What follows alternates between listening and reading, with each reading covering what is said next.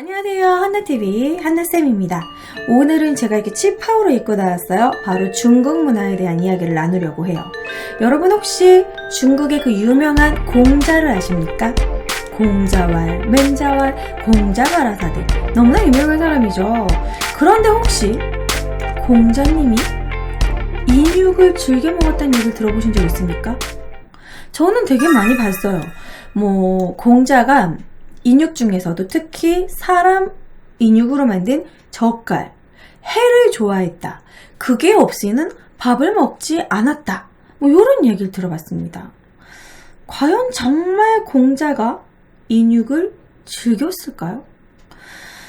공자는 정말 그 중국 유교 문화의 대표적인 사상가죠. 정말 유교 사상을 창시했고 어질인, 대표적인 성인이고, 이 공자의 제자, 맹자 이런 식으로 이어지고 제자 백가 중에서도 정말 제일 유명한 사람이 공자입니다. 도덕적인 삶을 살아야 되는 걸 강조했고, 그랬던 공자가 정말 인육을 즐겨 먹었을까요? 왜 이러한 소문은 도대체 왜 난 걸까요? 정말 역사적으로 있는 이야기인가? 제가 한번 알아봤습니다. 일단은 중국에서는 인육으로 만든 젓갈 자체가 있었는지 알아봤는데 그러한 젓갈이 있었다고 합니다. 그것은 바로 육장이라는 것인데 우리나라는요 간장을 만들 때 콩을 넣어서 만드는 두장입니다. 콩두자를 써서. 우리나라는 원래 두장을 먹는데 중국은 역사적으로 콩으로 만든 간장 전에 중국의 간장은 어떤 스타일이냐면 고기로 만든 간장을 먹었대요. 근데 그 육장 중에서 사람의 인육을 사용해서 만드는 육장이 있었더라는 거예요. 그러다가 이제 나중에 중국이 이제 고구려로부터 콩이 전래되고 나서 중국도 이제 그러한 콩으로 만든 두장을 만들었다고 합니다. 그래서 이러한 인육으로 만든 육장을 공자가 즐겼다는 설이 있는 거예요. 그래서 그런 식으로 우리가 들었던 소문을 한번 읽어보도록 하겠습니다. 공자의 식습관이 까다로워 육장이 상에 오르지 않으면 수저를 들지 않았다고 한다. 그의 제자 중 한 사람인 자로라는 자가 있는데 늘 공자의 식사를 챙기며 빠뜨리지 않는 것은 당연했다.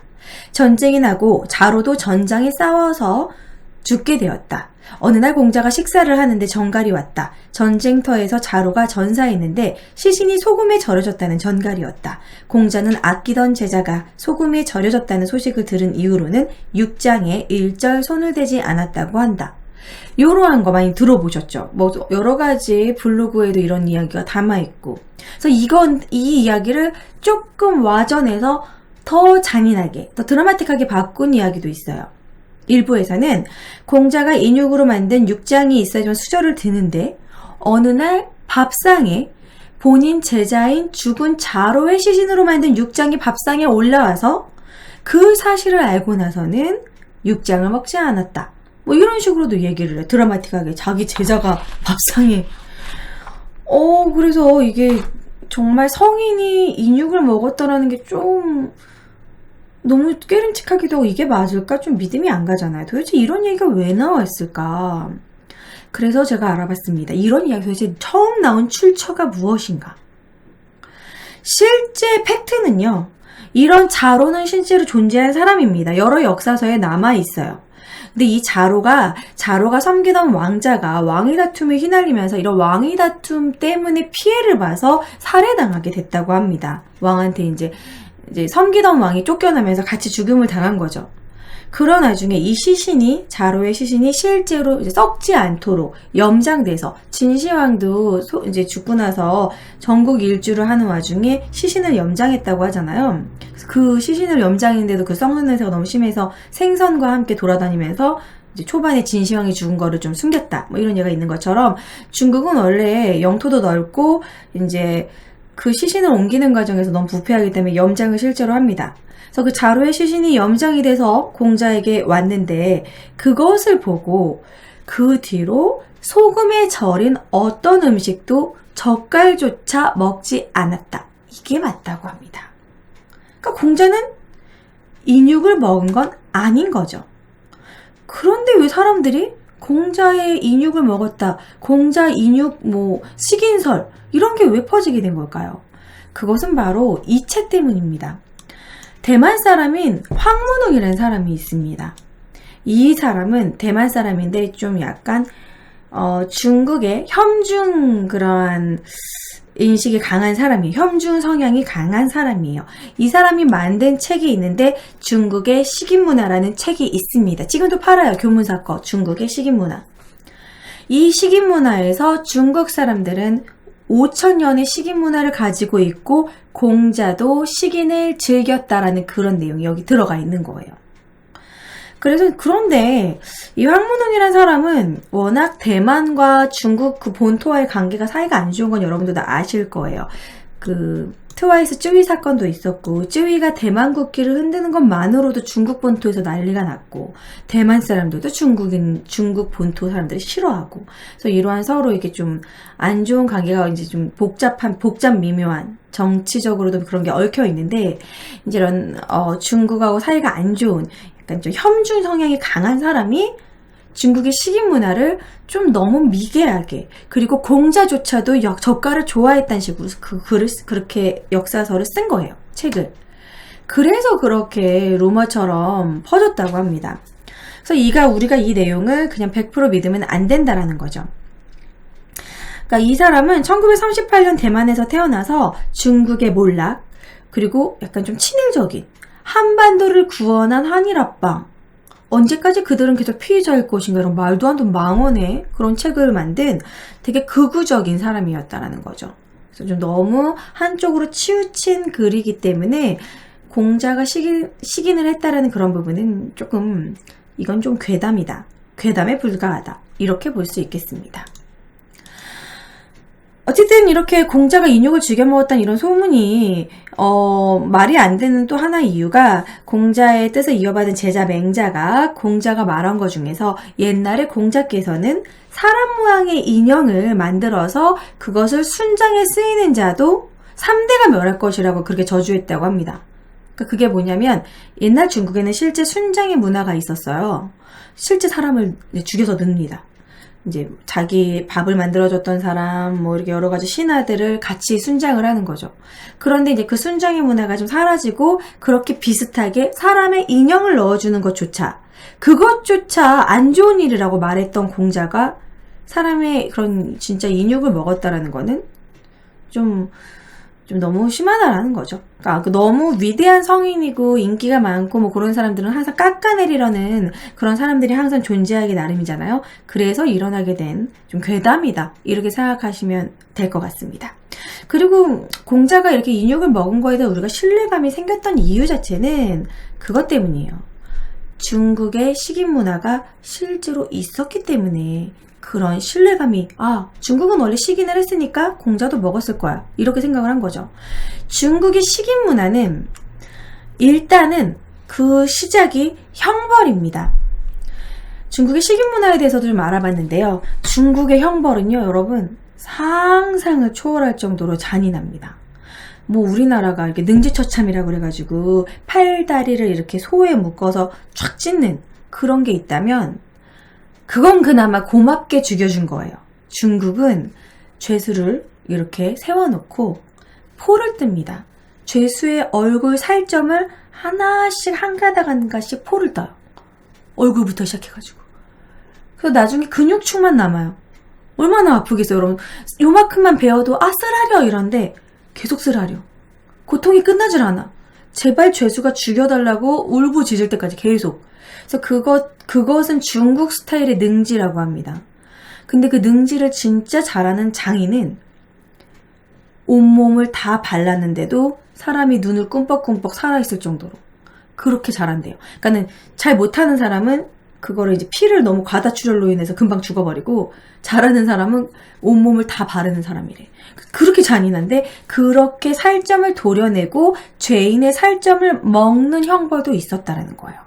그러니까는 이제 그거를 죄인의 살점을 뜯어서 죄수들한테 일부러 먹이는 거예요. 너도 이렇게 될 수 있다. 뭐 이런 식으로 약간 본보기를 보여주는 거죠. 그러니까 중국은 전제황권을 위해서 뭔가 사람들에게 일벌백계 본보기를 보여주고 강하게 눌러주는 워낙 인구도 많고 그런 반역도 많고 왕조가 자꾸 바뀌고 그런 게 있기 때문에 이제 강한 카리스마를 보여주기 위해서 그런 형벌이 있었다라는 거죠. 뭐 그렇게 아무튼 중국의 식인 기록이 최초로 나온 정사는 사마천의 사기입니다. 사기에는 충격적인 중국의 인육 문화가 나와 있는데 중국 최초의 역사 왕조인 은왕조의 마지막 임금 그 주왕이라는 사람이 있는데 신하들을 해, 포, 자로 만들었던 기록이 있습니다. 해포자는 뭐냐면요. 해는 고기를 잘게 썰어서 누룩과 소금에 절인 거, 젓갈. 사람 젓갈, 해. 그리고 포는 점여서 얇게 말린 고기, 사람 육포. 자는 구운 고기, 사람 인육 구이. 이거를 신하들로 만들어. 그러니까 신하들한테 벌을 줄 때 그렇게 했다라는 거예요. 사람을 해포자로 만들었고 그 뒤로도 중국 기록서에 사람을 잡아먹는, 요리하는 인육 조리법으로 해포자가 대표적인 조리법으로 있다라는 겁니다. 존재한다라는 거죠. 해포자는 이후 춘추전국 시대까지 대표적인 인육 조리법으로 계속 기록이 돼 있어요. 그러니까 이게 말도 안 돼. 어떻게 이거를 이제 중국 입장에서 이해를 해야 되는 거예요, 여러분. 뭐 중국이 미개하다, 뭐 일단 그런 생각을 하기 전에 문화 상대주의적으로 일단 이해를 하지 바랍니다. 중국이 왜 그러한 배경이 있는지. 저도 처음엔 좀 충격이었어요. 그러니까 이게 또 그 인간을 젓갈로 만드는 게 또 하나의 형벌이었는데 사실 우리나라도 뭐 이렇게 좀 잔인한 형벌이 몇 개 있어요. 실제로 행해지진 않았지만 우리나라도 이제 육시를 당할 놈 이런 식의 욕이 있거든요. 육시. 육시는 6개의 잔인한 형벌을 얘기하는데 그 육시 중에서 정말 잔인한 건 사람을 끊는 솥에 넣어가지고 쪄 죽이는 행위도 있습니다. 사람을 국처럼 만들어버리는 거. 팽형이라고. 그렇지만 실제로 행해진 적은 없고 그냥 솥단지를 갖다 놓고 정말 끓이는 것처럼 장작으로 그냥 그런 쇼만 하고 거기에 들어갔다가 나오는 그런 퍼포먼스의 팽형만 있었어요. 우리나라는 좀 마음이 약했나 봐요. 진짜로 끓이진 않았습니다. 하지만 중국은 합니다. 중국은 한다면 하죠. 중국은 워낙 잔인한 일화가 많잖아요. 그래서 이렇게 처형으로 사람을 시체를 소금독에 넣어가지고 실제로 젓갈로 만든 형벌이 있었고 소금에 실제로 그냥 산채로 소금에 절이는 경우도 있었대요. 그러니까 이거는 근데 이때는 먹는다는 것보다 이제 시체 훼손의 목적인 형벌이었다는 거죠. 그래서 형벌에 그치지 않고 그거에도 화가 안 풀리면 그 음식을 그 자손에게 먹인다던가 뭐 아무튼 주변 누군가한테 먹인다던가 그런 일도 행해졌다라는 거예요. 그런 식의 인육 문화가 나타났다라는 겁니다. 이뿐만이 아닙니다. 중국의 식인풍습은 유명한 중국의 이런 소설이나 그런 것에도 나타나는데 삼국지, 우리가 다 들어봤을 수호지, 서유기에도 나옵니다. 일단 삼국지에서는요. 그 정사로 기록된 그 진수의 그 삼국지에는 유비가 즐겨 먹은 음식이 인육으로 만든 포였다고 합니다. 전쟁을 많이 다니다 보면 일단 음식이 부족해요. 군량미 뭐 이런 거. 전쟁에서는 식량이 바닥나면 집니다. 그러니까 전쟁에 또 많은 또 장수들이 죽잖아요. 그럼 그 죽은 시체를 그냥 버리지 않는 거죠. 그 시체에 고기를 말려서 육포처럼 만들어서 그걸 가지고 다니면서 먹었다라는 거예요. 그래서 유비가 좋아하는 게 그 인육이었고 여포가 죽은 후에 그 고기를 죄인들한테 먹였대요. 그러한 기록이 실제로 삼국지에 나타나고 수호지에는 인육으로 만든 고기만두를 만들어 파는 그러한 악한 악당이 등장한다. 뭐 그런 것도 인육 고기만두. 중국에서 너무 유명한 이야기입니다. 인육 고기만두는 이런 중국의 이제 흑점이라고 실제로 이제 중국의 인육을 이용해서 만든 그런 골목에 그러한 음식점이 있었는데 그게 흑점이라고 불렀는데 그런 흑점을 영화화한 이런 인육만두 그런 영화도 실제로 있어요. 그리고 그런 흑점을 실제로 되게 유명한 영화인데 흑점이 나왔던 신용문객잔이라는 유명한 영화가 있는데 거기서도 그 배경이 흑점이에요. 몰래 사람을 이렇게 잡아가지고 그 사람을 죽여서 그걸로 이제 만두를 만들어서 파는 뭐 그런 악당 뭐 이런 게 배경으로 나오거든요.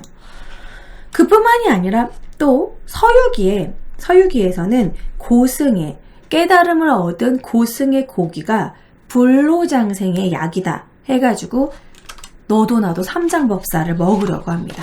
요괴들이 삼장법사를 노리죠. 삼장의 피는 오묘한 향기가 나고 삼장 먹고 싶다. 이거 지금 나오는 이승기 씨 나오는 화유기에 나오고 있죠. 실제로 그 소설책에 나온 내용입니다. 그러니까 중국은 약간 이렇게 소설을 이용해서 식인을 미화하는 부분이 있다라는 거죠. 그러니까 그 식인 문화가 우리나라랑은 전혀 다른 거예요. 어떻게 사람 고기를 먹어? 그런 마인드가 아니라 식인을 미화하고 불로장생의 명약으로 어린아이의 몸을 먹고 싶어하고. 영화탕 아시죠? 제가 영화탕 사진 보여드리려고 했는데 토할 것 같아가지고 안 보여드리는 게 나을 것 같아요. 유튜브는 임산부, 노약자, 어린아이도 볼 수 있기 때문에 정말 궁금하신 분들은 구글에 검색하십시오. 아기를 생각나. 아기를 중국은 1인 1자녀 산하 제한을 했잖아요. 낙태가 공공연히 일어납니다. 낙태도 불법적으로. 그리고 그냥 여러 가지 시술로 인해서 아무튼 아이들을 많이 낳고 또 그 아이를 사는 사람이 있어요. 가난하니까 그 아이를 그냥 파는 거야. 어차피 죽었으니까. 그럼 그 아이를 가져가서 속 안 좋아. 영화탕을 만드는 거야. 진짜 익혀있는 그냥 마치 닭백숙을 만들듯이 그렇게 아기를 근데 그걸 실제로 먹는다는 거야. 보신으로. 어린아이에 그걸 먹으면 몸이 보신이 된다. 정력이 좋다. 이렇게 생각을 하고 실제로 어린아이의 그 살점을 이용해서 만든 인유 캡슐이 심지어 우리나라에도 들어왔어요. 우리나라도 이걸 찾는 사람이 있다라는 거예요. 정력이 좋다고 그러면 사슴피부터 뱀부터 막 다 먹고 막 이러잖아요. 그러다가 이제 궁극에는 이 인유 캡슐은요, 모든 약을 다 써도 안 되는 사람이 마지막에 먹는 거래요. 그냥 믿져야 본전 이런 식인가 봐. 근데 실제로 그것이 하고 싶다 해서 나왔는데 이 안에 사람의 음모 아무튼 인유 캡슐이 사람의 그 세체가 들어간 게 맞다고 과학적으로 나왔죠. 그리고 되게 비위생적이다라고. 그래서 인유 캡슐 단체로 걸렸다 기사 여러 번 났었어요. 중국의 인유 캡슐이 국내 밀반입 여전히 이루어지고 있다고. 삥삥삥삥 돌아서 우리나라에 들어오고 있는 거예요. 중국의 인육을 먹는다고 또 우리가 또 욕할 수가 없는 게 중국의 인육을 우리나라에도 암암리에 먹는 사람이 있다라는 거예요. 이런 인육 캡슐이 들어오고 몰래 인육도 우리나라에서 조달받아서 먹는 사람도 있다는 얘기가 있어요. 그게 먹고 싶나? 궁금할 수는 있어. 근데 이건 좀 아니지 않나? 자, 어쨌든 화유기에서 나온 것처럼 그런 삼장을 먹고자 하는 그런 식의 여러 소설에서 인육의 이야기가 나옵니다. 그리고 중국에 이제 최초의 식인 이야기가 나온 건 중국의 전설적인 왕조 하왕조부터 나옵니다. 이제 형벌 때문에 식인 문화가 나왔다고 했죠. 그리고 이제 여러 소설에서 식인을 미화했고, 세 번째로는 원수를 갚는 보복주의적인 인육 문화가 있습니다. 중국은 내 아버지의 원수 이러면서 중국 관련 영화를 보면 소림사 관련 영화를 보면은 기승전 복수예요. 복수. 아버지를 죽이다니 그런 식으로 시작을 해요. 그런데 실제로 이 인육과 관련된 이야기도 아들을 죽인 원수를 죽인 다음에 육장을 만들어서 그 원수의 아들에게 먹였다라는 그런 식의 복수. 그러니까 복수를 할 때 이런 게 있대요. 중국은 유교적인 복수주의를 인정하고 오히려 장려를 합니다. 부모의 원수와는 같은 하늘에 절대 살 수 없다는 불구대천, 이것을 되게 강조하는데, 이제 부친의 원수를 갚기 위해서 어떤 심한 사람을 29대까지 다 죽여버리기도 했다 그러고, 그냥 이렇게 깔끔하게 팡 죽이는 게 아니라 최대한 잔인하게 죽여야 된대요. 복수는 잔인하게. 그래서 이거를 막 천갈래 만갈래로 몸을 일단 도려내고 자르고, 그리고 그것을 때로는 고기를 잘라 먹는데요. 복수의 일환으로 먹고 심장과 간을 꺼내어 씹어 먹고, 심한 사람은 뼈까지 갈아먹기도 한대요. 복수의 일환으로 식인을 한다. 그런 거죠. 그래서 이러한 식인 문화가 중국에 역사적으로 있었다라는 겁니다. 실제로 역사서에서 실제로 좀 잔인하기도 하지만 실화인 내용을 읽어드릴게요. 중국의 자치통감 당기편에 보면 측천무 집권 시기에 탐관오리였던 내준신이 식인형을 당했습니다. 그냥 죽이는 게 아니라 거기 있는 모여있는 모든 사람에게 원하면 먹어라. 이렇게 식인형을 한 거예요. 그때 이 탐관오리였던 내준신한테 열받아 했던 군중들이, 그러니까 내준신, 이 탐관오리 내준신이 못된 사람이었던 거예요. 그 고을에 있는 사람들을 엄청나게 처형하고 막 세금을 엄청 걷고 못된 사람이었던 거야. 그러니까 그 사람한테 자기 가족이 처형당했던 복수심이 들끓었던 그 가족들이 그 내준신의 고기를 산채로 다 잘라서, 묶여있는 상태에서 산채로 다 잘라서 눈 깜짝할 사이에 동이 났대요.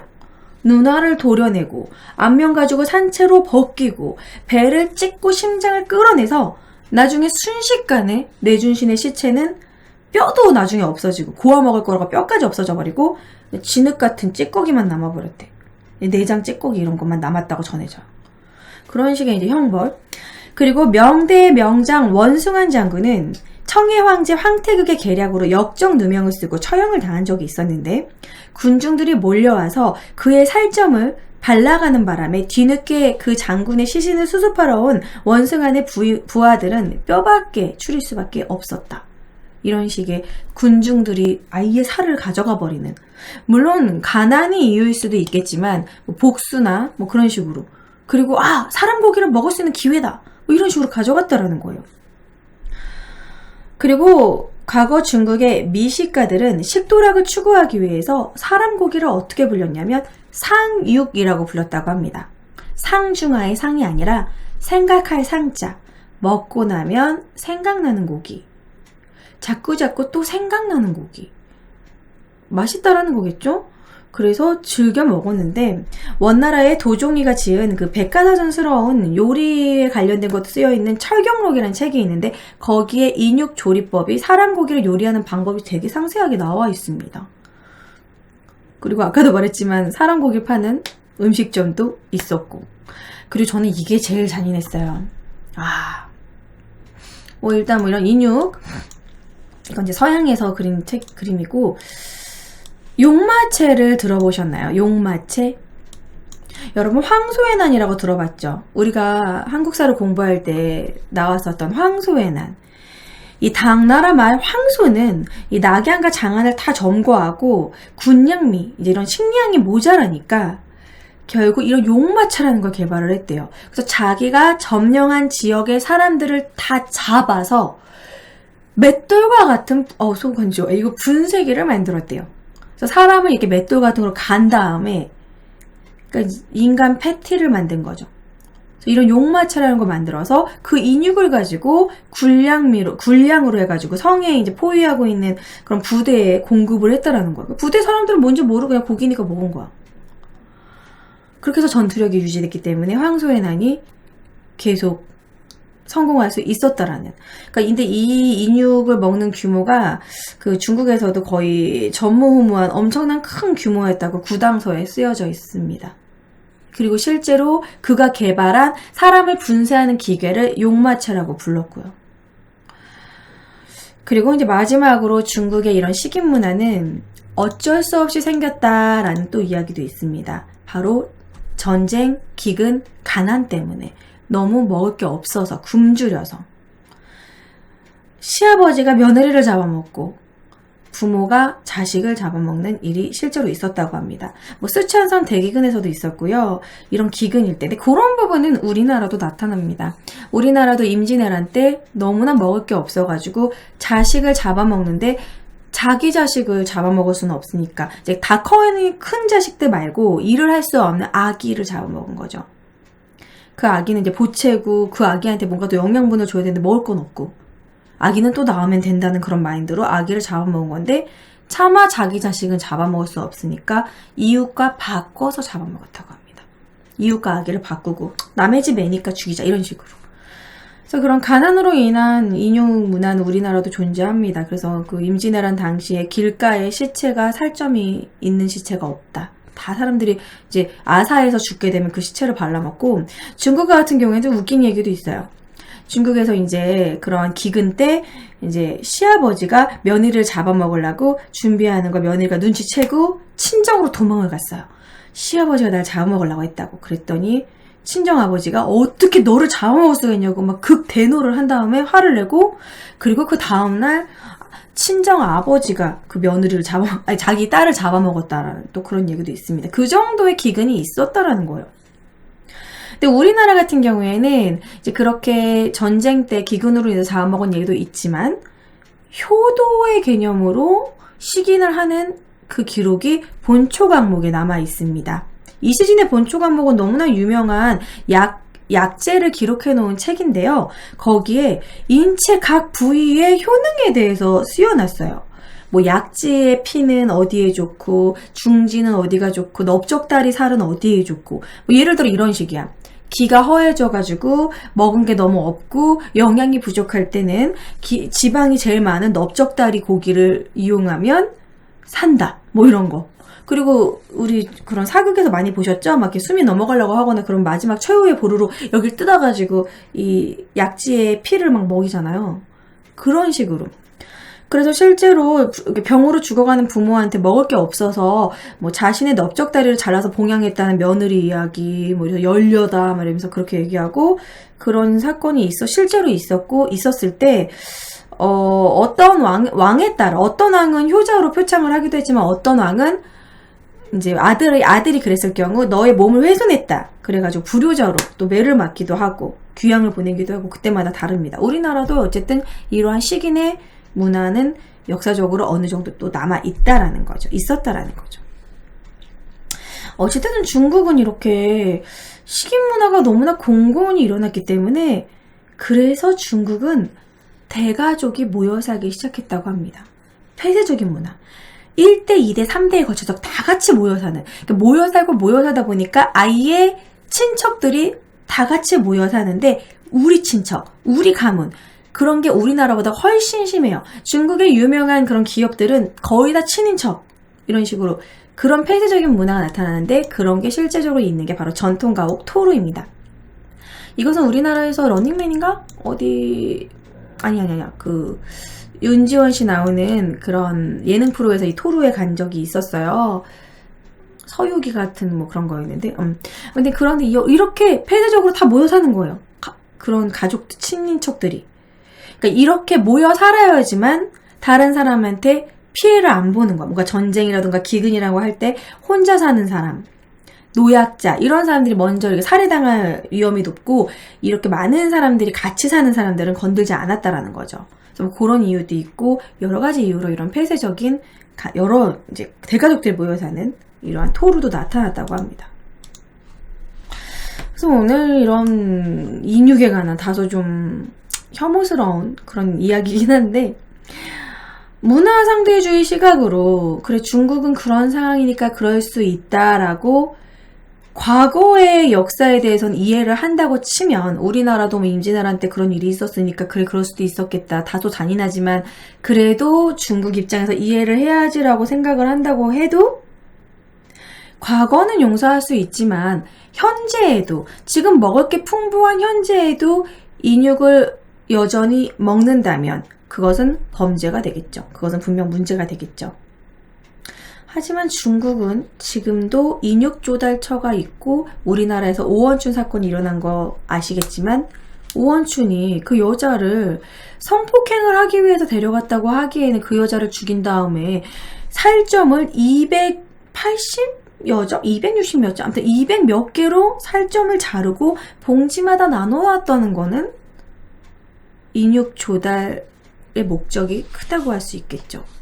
그런 부분은 나중에 또 다루도록 하고요. 오늘은 중국의 인육 문화, 실제로 공자가 인육을 즐겨 먹었느냐, 뭐 그런 것에 대한 궁금증부터 시작해가지고 중국의 인육 문화에 대해서 다루게 됐습니다.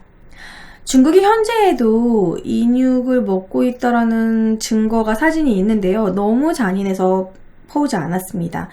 궁금하신 분은 구글에 중국 인육만 검색해도 너무나 쇼킹한 충격적인 사진들이 쫙 떠요.